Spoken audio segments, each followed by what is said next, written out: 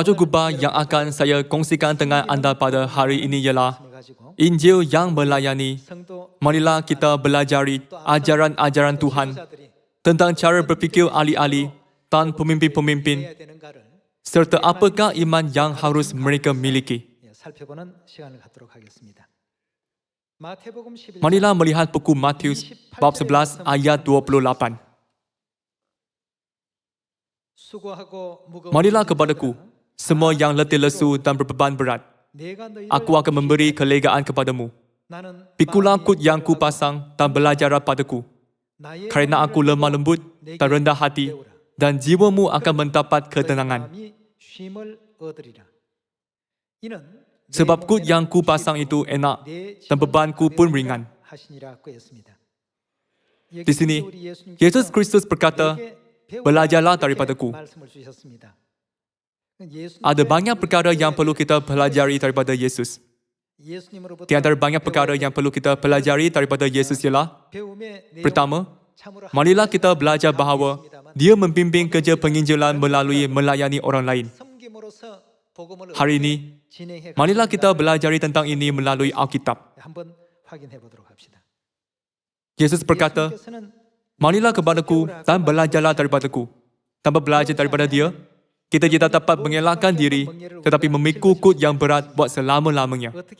Marilah mengetahui bagaimanakah Tuhan menjadikan beban itu mudah dan ringan. Melalui buku Lukas bab 22 ayat 24. Ayat 24. Terjadilah juga pertengkaran di antara murid-murid Yesus. Siapakah yang dapat dianggap terbesar di antara mereka? Yesus berkata kepada mereka, raja-raja bangsa-bangsa memerintah rakyat mereka dan orang-orang yang menjalankan kuasa atas mereka disebut pelindung-pelindung. Tetapi kamu tidaklah demikian. Melainkan yang terbesar di antara kamu hendaklah menjadi sebagai yang paling muda dan pemimpin sebagai pelayan. Sebab siapakah yang lebih besar, yang duduk makan atau yang melayani? Bukankah dia yang duduk makan? Tetapi aku ada di tengah-tengah kamu sebagai pelayan. Seperti yang anda ketahui, Yesus ialah Tuhan yang harus dilayani di kedudukan tertinggi. Tetapi Dia datang ke bumi dan berkata, marilah kepadaku dan belajarlah daripadaku. Apakah jenis orang yang harus datang kepada Yesus dan belajar daripada Dia? Semua orang yang letih lesu dan berbeban berat. Orang yang memikul kut yang berat. Orang yang letih lesu dan berbeban berat biasanya ialah orang yang membimbing orang lain di hadapan seperti pemegang gelaran atau jawatan. Semua orang yang berada di barisan hadapan Injil haruslah datang kepada Kristus dan belajar daripada Dia. Apakah yang harus mereka pelajari? Yesus berkata, marilah kepadaku dan belajarlah cara melayani orang lain. Kalau begitu, tidak kira betapa beratnya kut kita, ia akan menjadi mudah dan ringan dari saat kita melayani. Seperti yang anda ketahui, ada cerpen bertajuk Perjalanan ke Timur yang ditulis oleh Herman Hesse. Novel ini ialah tentang bangsawan dan orang kelas atasan yang menziarahi Timur.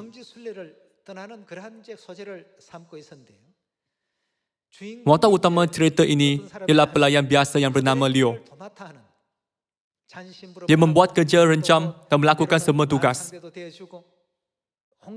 Kadang-kala, dia menjadi pendengar yang baik bagi penjara-penjara dan melakukan segala-galanya untuk bangsawan serta orang kelas atasan. Sepanjang penjarahan ke timur, semasa Leo, iaitu pelayan mereka berada bersama dengan mereka, mereka tidak mempunyai masalah dan perjalanan berjalan lancar. Tetapi kerana kejadian tertentu, Leo hilang daripada penjarahan. Sejak Leo hilang dari kumpulan, perjalanan menghadapi krisis. Ahli-ahli berada dalam kekeliruan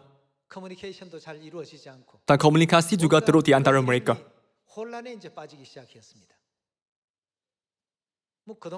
Mereka tidak bermasalah sehingga masa itu. Tetapi apabila seorang, iaitu Leo hilang dan tidak lagi bersama dengan mereka, apabila dia ada pelayan yang boleh melakukan tugas, mereka menjadi keliru dan mula goyah dalam segala-galanya.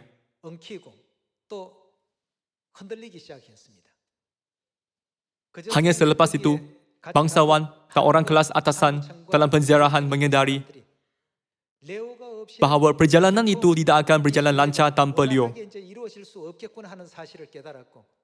Sebelum ini, mereka tidak mementingkan Leo. Mereka menganggap dia hanya sebagai pelayan. Tetapi tanpa dia, mereka menjadi kelam kabut.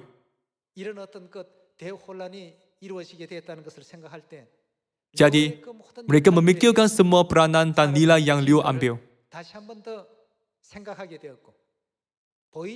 Mereka menyadari bahawa Leo menjaga mereka sebaiknya di belakang mereka dan melakukan kerja paling susah serta sukar yang orang lain tidak mahu lakukan.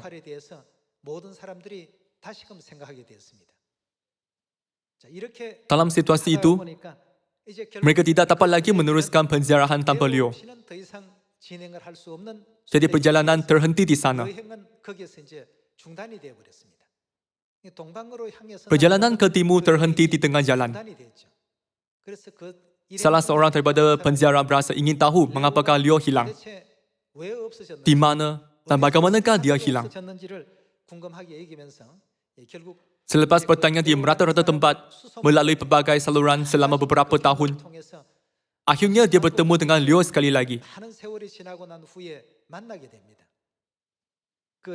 Apabila dia bertemu dengan Leo sekali lagi, dia terkejut mengetahui bahawa Leo ialah seorang daripada penatua tertinggi dalam sektor agama yang menganjurkan penjarahan ke timur.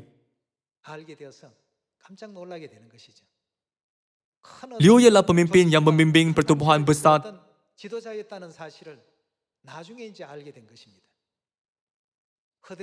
Walaupun begitu, dia melakukan semua kerja harian dan tugas. Leo bukanlah orang bawahan. Dia bukanlah orang yang tidak penting. Disebabkan dia, semua orang dapat pergi menziarah selancarnya.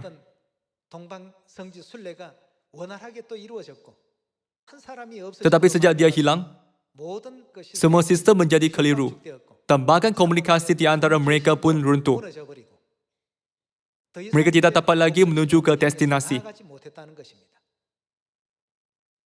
Hari ini, secara rohani kita berada dalam perjalanan ke arah matlamat besar.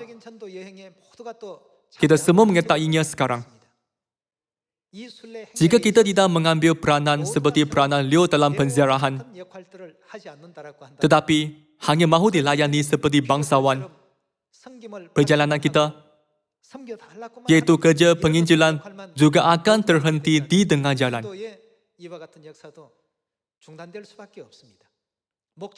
Selagi kita mahu dilayani, sukar bagi kita untuk tiba di destinasi. Sebab itulah, kita memerlukan hati ibu, kepimpinan ibu. Walaupun seorang ibu berada dalam kedudukan tertinggi di rumah, dia selalu menyokong anak-anak. Dia menjaga anak-anak sebaiknya di belakang mereka. Kadang-kala, dia mengambil peranan jururawat. Kadang-kala, pengasuh yang menindurkan bayi. Kadang-kala, tukang jahit dan membasuh pakaian yang dikotori oleh anak-anak. Walaupun kedudukannya tinggi di rumah, dia melakukan semua kerja harian. Kita perlu pergi kepada Tuhan dan belajar kerendahan hati daripadanya. Leo ialah orang yang berjawatan tertinggi dalam mazhab yang hebat dan besar. Walaupun begitu, dia menawarkan diri untuk membantu dalam penjarahan dan melakukan semua tugas mereka, melayani mereka seakan-akan dia ialah pelayan. Orang tidak mengetahui siapakah dia.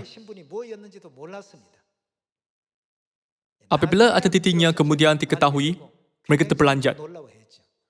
Kristus Yesus juga datang ke bumi untuk melayani. Dalam kedudukannya, dia tidak perlu melayani orang lain. Betul? Semua orang mesti menyanjung tinggi dan melayani dia. Walaupun begitu, dia berkata, tetapi aku ada di tengah-tengah kamu sebagai pelayan. Contoh yang representatif ialah Yesus membasuh kaki murid-muridnya pada hari Paskah. Pada masa itu, hamba membasuh kaki tuan mereka. Itu adalah adat di Timur Tengah.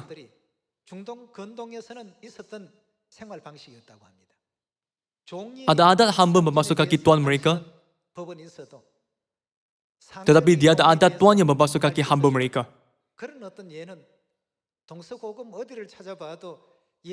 Merendasi zaman tadi semua negara di dunia, tiada kes seperti itu kecuali kes Yesus.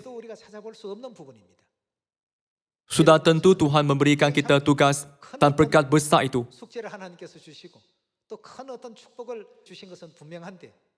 Kalau begitu, bagaimanakah kita dapat menanganinya? Sama seperti Leo dalam cerita itu, tidak kira apakah jawatan yang kita pegang, tidak kira apakah gelaran yang dimiliki. Jika kita mengambil peranan sebetulnya, kerja penginjilan akan berjalan lancar. Tuhan pasti akan memenuhinya. Untuk ini, apakah yang Yesus katakan? Dia berkata, marilah kepadaku dan belajarlah daripadaku. Hari ini, kita harus mengetahui apakah yang Yesus ajarkan kepada kita. Ajaran-ajaran Bapa dan arahan-arahan Ibu melalui Alkitab. Marilah pahatkan ajaran-ajaran Tuhan jauh di lubuk hati sekali lagi. Agar katakanlah kita dapat melakukan tugas demi saudara dan saudari kita. Kadang-kala mengambil peranan berunding yang mendengar penderitaan mereka dan saling menggalakkan untuk mempunyai iman serta minda yang selalu bersyukur kepada Tuhan kerana menyelamatkan kita. Dengan berbuat demikian, semua ahli Sion kita boleh tiba dengan selamat di kerajaan syurga. Mengenai pelayanan, kita boleh melihat banyak ajaran di dalam buku-buku Injil. Marilah melihat buku Markus bab 10 ayat 42. Tetapi Yesus memanggil mereka lalu berkata, kamu tahu bahawa mereka yang disebut pemerintah bangsa-bangsa memerintah rakyatnya dengan tangan besi dan pembesar-pembesarnya menjalankan kuasanya dengan keras atas mereka. Tidaklah demikian di antara kamu. Barang siapa ingin menjadi besar di antara kamu, hendaklah ia menjadi apa? Menjadi pelayanmu. Sesiapa sahaja yang berkata kepada dirinya, oh, aku mahu menjadi besar di antara mereka, aku mahu menjadi orang besar di kerajaan syurga, mesti menjadi pelayan. Jika tidak, mimpinya tidak akan menjadi kenyataan. Mimpi dia akan naik seperti asap, seperti yang orang katakan. Ayat 44. Dan barang siapa ingin menjadi yang terkemuka di antara kamu, hendaklah ia menjadi apa? Menjadi hamba untuk semuanya. Sesiapa sahaja yang mahu menjadi besar mesti menjadi pelayan. Dan sesiapa sahaja yang mahu menjadi terkemuka mesti menjadi hamba untuk semua orang. Semua di sini merujuk kepada semua orang. Sama ada kanak-kanak atau orang dewasa, muda atau tua, lelaki atau perempuan. Kita harus menjalankan kerja penginjilan dengan minda seperti itu. Yesus berada dalam rupa Tuhan, tetapi dia merendahkan dirinya, mengambil rupa seorang hamba. Kita dapat melihat ini di dalam buku Filipi. Jika hari ini kita memikul kut yang berat, marilah kita mengikut jalan untuk meringankan beban seperti yang Tuhan ajarkan kepada kita.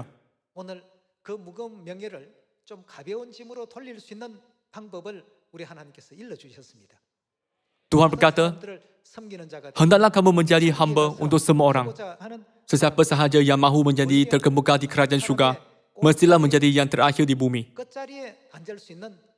Tuhan menyuruh kita untuk menjalankan kerja penginjilan dengan iman yang sanggup duduk di tempat duduk terendah. Kalian semua rekod di dalam Alkitab bukan hanya arahan moral atau hanya firman yang baik, tetapi pengajaran Tuhan bagi anak-anak syurgawi, yaitu putera-putera mahkota syurgawi. Itulah pengajaran kudus bapa dan ibu yang direkodkan untuk putera-puteri syurgawi. Betul? Firman ini bukan untuk manusia di dunia. Tuhan memberikan firman-Nya hanya kepada anak-anaknya yang melakukan dosa tanpa disedari di surga dan dihalau ke bumi. Anda mungkin berfikir, manusia di dunia hidup sesuka hati mereka. Manusia di dunia boleh hidup menentang firman Tuhan, tetapi kita semua harus hidup menurut firman-Nya, kerana kita mengharapkan kemuliaan surga.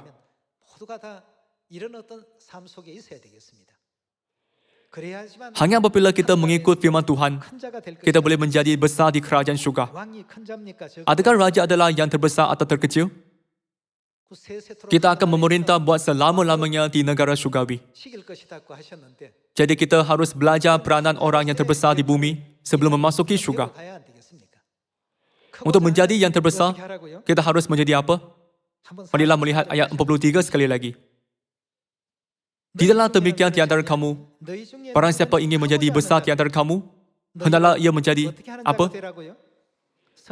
Menjadi pelayanmu. Dan barang siapa ingin menjadi yang terkemuka di antara kamu, hendaklah ia menjadi hamba untuk semuanya. Kerana anak manusia juga datang bukan untuk dilayani, melainkan untuk melayani dan untuk memberikan nyawanya menjadi tebusan bagi banyak orang. Kita mesti menjalani kehidupan seperti itu. Tuhan bukan pelayan, tetapi guru. Tuhan layak disembah. Tetapi dia membasuh kaki makhluk-makhluk dan melayani mereka. Apabila kita mempraktikkan ajaran besar Tuhan ini, kerja penyelamatan akan dicapai. Kita tidak ragu-ragu tentang itu. Betul? Marilah pergi ke bab 9. Firman yang sama diberikan berulang kali di bab ini juga. Bab 9 ayat 35. Lalu Yesus duduk dan memanggil ke-12 murid itu. Katanya kepada mereka, jika seseorang ingin menjadi yang terdahulu, hendaklah ia menjadi yang terakhir dari semuanya dan pelayan dari semuanya. Maka Yesus mengambil seorang anak kecil dan menempatkannya di tengah-tengah mereka. Kemudian dia memeluk anak itu dan berkata kepada mereka, barang siapa menyambut seorang anak seperti ini dalam namaku, ia menyambut aku. Dan barang siapa menyambut aku, bukan aku yang disambutnya, tetapi dia yang mengutus aku. Bukankah ini ajaran yang sama? Jika sesiapa sahaja mahu menjadi yang terdahulu, dia mesti menjadi yang terakhir dan pelayan kepada semua orang. Tuhan seringkali memberikan pengajaran ini. Di dunia ini, ada banyak jenayah, perbalahan, dan pertelingkahan berlaku di antara manusia. Apakah yang menyebabkan perkara-perkara ini berlaku? Kerana manusia tidak mahu melayani. Inilah penyebab semua masalah.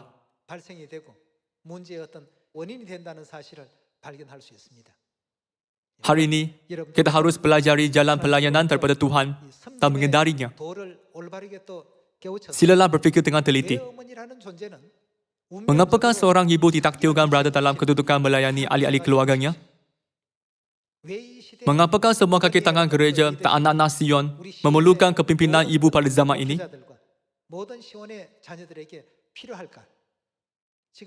Ahli-ahli yang telah datang ke kebenaran lebih awal daripada saudara dan saudari yang lain berada dalam kedudukan melayani secara rohani. Mengapa? Kerana kita dipanggil terlebih dahulu. Sebagai yang terdahulu, kita harus menunjukkan teladan iman kepada yang terakhir. Marilah melihat buku 1 Petrus bab 5. Bab 5 ayat 1. Aku menasihatkan para penatua di antara kamu, aku sebagai teman penatua dan saksi penderitaan Kristus, yang juga akan mendapat bagian dalam kemuliaan yang akan dinyatakan kelak. Gembalakanlah kawanan domba yang ada padamu. Jangan dengan paksa. Apabila kita menjaga kawanan domba, kita tidak harus melakukannya dengan rasa berat hati. Jangan dengan paksa, tetapi dengan sukarela sesuai dengan kehendak Tuhan. Kita harus gembira dan sukacita melakukan kerja itu. Dan jangan kerana mau mencari keuntungan. Dalam arti kata lain, bukan untuk keuntungan pribadi, tetapi dengan pengabdian diri. Tak apa, janganlah kamu berbuat seolah-olah kamu mau memerintah atas mereka yang dipercayakan kepadamu. Tetapi hendaklah kamu menjadi teladan bagi kawanan domba itu. Jika berbuat seolah-olah mahu memerintah mereka, bolehkah kita berkata bahawa kita mengikut jalan pelayanan? Pada masa gereja awal, jika seseorang mahu memerintah saudara dan saudari, dia tidak boleh dipilih sebagai pemimpin atau penatua. Sebab itulah dikatakan, janganlah kamu berbuat seolah-olah kamu mahu memerintah atas mereka yang dipercayakan kepadamu. Tetapi hendaklah kamu menjadi apa? Menjadi teladan bagi kawanan domba itu. Maka kamu, apabila Gembala Agung datang, kamu akan menerima mahkota kemuliaan yang tidak dapat layu. Alkitab berterusan menggalakkan pemimpin-pemimpin gereja yang baik.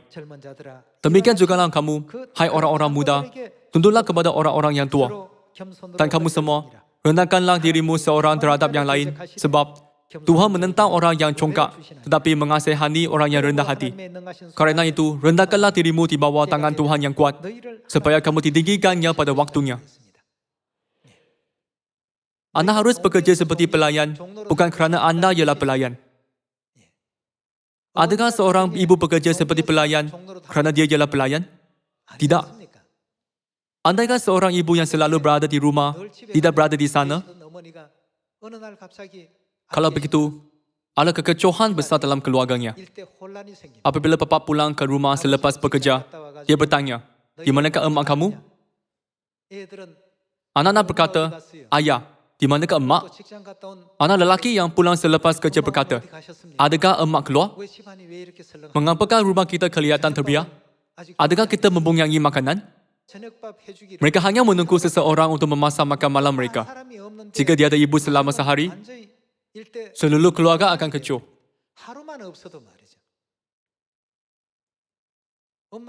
Mereka tidak tahu betapa pentingnya peranan seorang ibu. Mereka tidak tahu apabila dia berada bersama dengan mereka. Tetapi, jika dia tidak berada di sana, barulah mereka semua mengendalinya. Kedudukan dia penting. Peranan dia sangat besar. Dalam cerita itu juga, orang menyadari bahawa mereka tidak dapat meneruskan penjarahan ke timur tanpanya. Jalan pelayanan adalah sama seperti udara. Manusia tidak dapat hidup tanpa udara, tetapi pada hari-hari biasa, mereka tidak merasakan kewujudannya. Mereka bahkan tidak merasakan keperluannya. Namun, jika oksigen hilang selama 5 minit, semua orang akan terseksa. Tak dapat melakukan apa-apa. Inilah jalan pelayanan dan jalan kerendahan diri yang Yesus ajarkan di dalam Alkitab. Berkata, marilah kepadaku dan belajarlah daripadaku. Inilah sesuatu yang perlu kita praktik dan usahakan. Bukan mudah untuk mengusahakannya. Kita harus membuang keangkuhan dan kesombongan, serta berlawan dengan diri sendiri. Walaupun suka dan kita perlu mengatasi diri sendiri, bukankah kita harus mematuhi firman Tuhan dan mengikut dia? Tuhan mengajarkan kita tentang jalan pelayanan dengan menunjukkan teladan. Jadi, kita harus melakukan perkara yang sama. Walaupun kita wujud, harus berasa seperti kita tidak wujud apabila kita melayani saudara dan saudari kita. Kita harus risaukan hal-hal mereka dan berkongsi kesedihan serta kesakitan mereka bersama. Semua ini dapat dilakukan apabila kita mempraktikkan amalan melayani orang lain dan sikap rendah hati.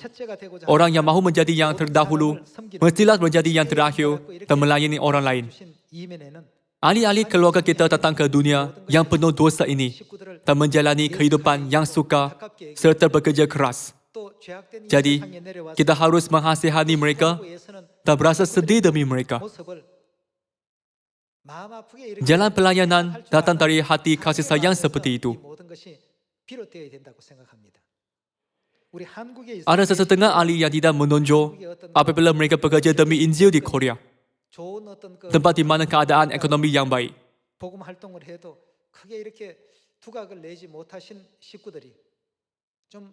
Tetapi, apabila mereka pergi ke negara-negara lain dalam situasi yang sukar, mereka berusaha bersungguh-sungguh untuk menginjil.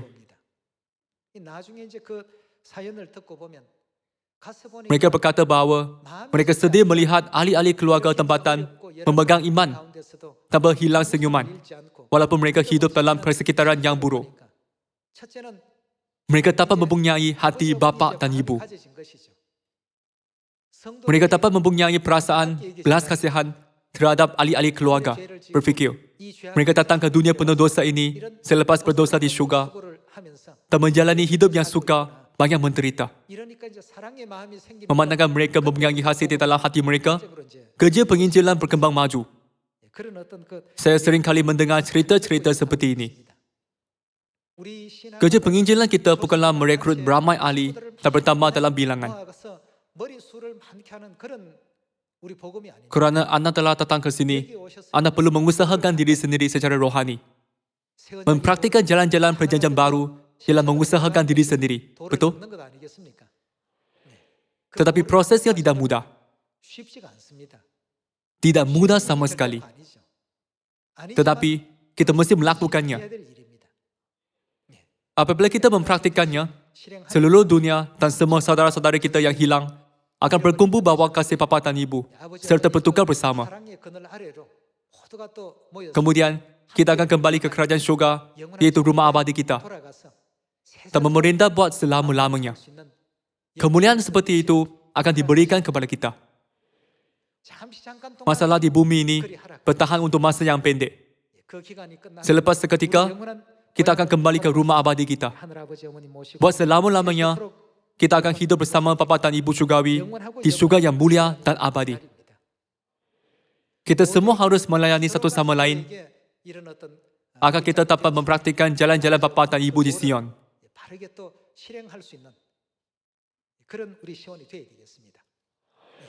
Pada setiap hari Paskah di Sion, bapa dan ibu meminta kita untuk saling membasuh kaki. Kita harus membasuh kaki mereka, mengetahui tentang maknanya. Apabila kita berfikir, aku akan melayani saudara-saudari dan menjadi pelayan kepada semua, semua beban yang berat di bahu kita akan menjadi ringan. Sebab itulah, orang yang mahu menjadi yang terdahulu di syurga tidak boleh menjadi yang terdahulu di bumi, tetapi mesti duduk di kedudukan terendah.